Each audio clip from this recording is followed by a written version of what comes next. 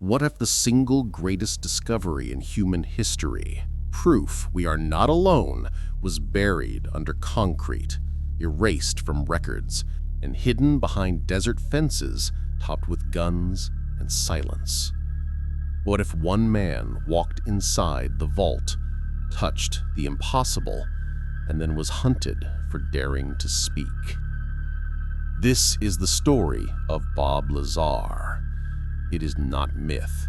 It is not rumor. It is a forbidden truth whispered between shadows. A story so volatile, the government has spent 30 decades trying to erase it. But secrets this big never stay buried forever. Today we dive into the chilling account of Area 51's darker twin, S-4, where Lazar claims alien craft hum in mountain hangars and science fiction bleeds into reality.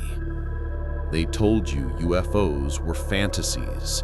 They told you men like Lazar were liars.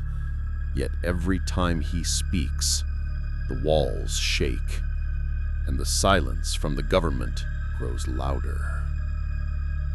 The Desert Tomb. South of Area 51 lies a stretch of desert few will ever see. Cut into the rock are hangars with blast doors, invisible from above, guarded by soldiers who answer to no one you'll ever elect. Inside, according to Lazar, sit 9 craft. Not jets, not prototypes, something else. Different shapes, different designs. Each one stolen, retrieved, or inherited from places humanity has never touched. He wasn't asked to fly them. He was asked to break them, piece by piece, atom by atom, to figure out how they worked. And what he found broke him instead. The fuel that shouldn't exist. Lazar described the fuel, Element 115, stable, silent, capable of bending light itself. When powered, the craft could warp gravity. They didn't fly.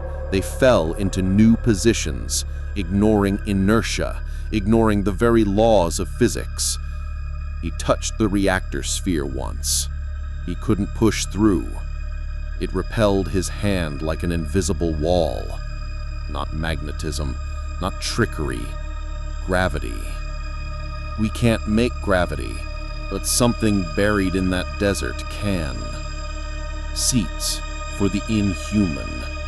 Inside the sport model saucer, the seats were tiny, toddler-sized, mocking the idea that humans were ever meant to sit inside.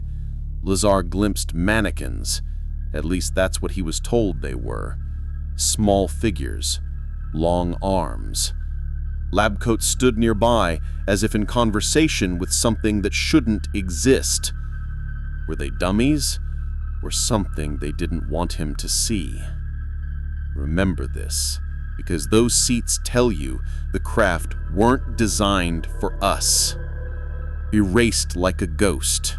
After he spoke out, Lazar's life was systematically dismantled. MIT? No record. Caltech? No record. Los Alamos? Erased. Yet journalists uncovered a phone book listing him as staff. Old news footage shows him giving tours of Los Alamos labs. If he never worked there, how did he walk its halls? The official story, he made it up. The truth, they made him disappear. The test flight. One night, Lazar led friends to a ridge overlooking the base.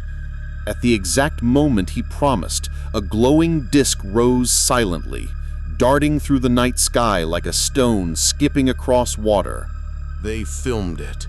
They watched it vanish. Minutes later, headlights blinded them. Armed men swarmed. The next day, Lazar's clearance was gone. His job gone. His phone tapped. His life shredded. If it was all a hoax, why not laugh him off? Why send the hounds? Element 115, the forbidden key. Decades later, scientists synthesized element 115. It decayed instantly, useless. But Lazar's 115 was stable, a miracle, a key to bending reality. The government denies having it, yet Lazar insists they had hundreds of pounds harvested from recovered craft. And then came the FBI raid. Officially, they were searching for chemicals tied to a poisoning case. Unofficially, believers say they were hunting a fragment of element 115 hidden in Lazar's lab. Ask yourself, why does the government keep circling a man they call a liar? Zeta Reticuli. Among the files Lazar claims he read, one phrase burned into his mind: Zeta Reticuli, a binary star system 39 light-years away, the same system linked to the Betty and Barney Hill abduction decades earlier. Two cases, oceans apart, converging on the same cosmic coordinates. Coincidence or breadcrumb? If these craft came from there, then so did their pilots. A machine that bends time. Lazar once whispered, "If you have a machine that makes gravity, you can do anything." Time travel, force fields, everything in science fiction. Imagine the power. Imagine the temptation. Imagine why governments would kill to control it. If you can bend time, you can erase history itself. Maybe that's why his records vanished, not from incompetence, but from a technology we can barely grasp. The silence of power.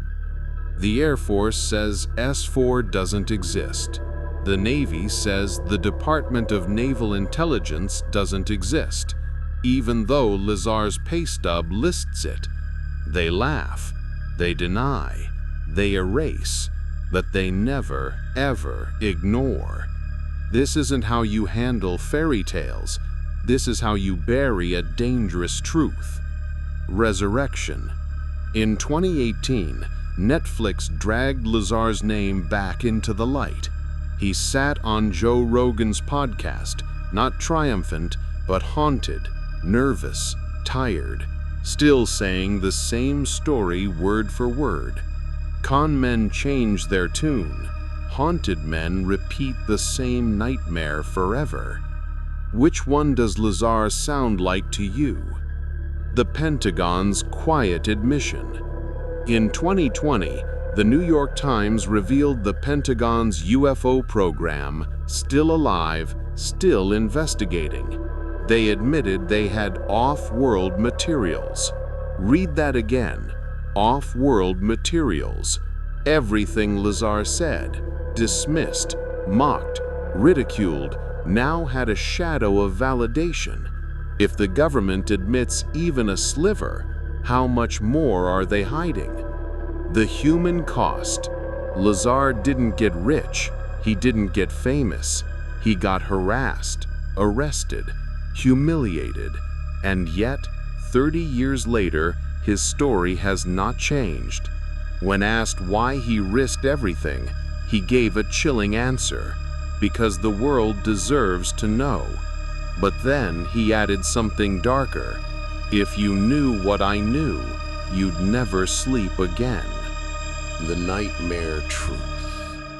If Lazar is right, then for decades our government has possessed technology capable of rewriting civilization, free energy, faster than light travel, the keys to the stars. Instead, they've buried it in bunkers, hiding it behind denials and smears. Because power isn't meant for everyone. It's meant for the few. And maybe, just maybe, the reason we aren't told the full truth isn't fear of panic, it's fear of rebellion. Remember the toddler seats. Remember the long-armed figures. Remember the hangars carved into the desert rock. If the craft are real, so are their pilots. If their pilots are real, so is the contact. And if contact is real, then the cover-up is far bigger than Area 51. Bob Lazar once warned, "They don't just want to silence me, they want to erase me." The question you should be asking tonight is not if he's telling the truth. It's this: if they've gone this far to bury one man's story, what else have they buried that we'll never be allowed to see? And in our next episode, we'll peel back the curtain further to the leaked documents, the pilots' testimonies, and the chilling evidence that may finally force the world to face the truth hiding in plain sight. A faint glow appears in the desert sky before vanishing without a sound.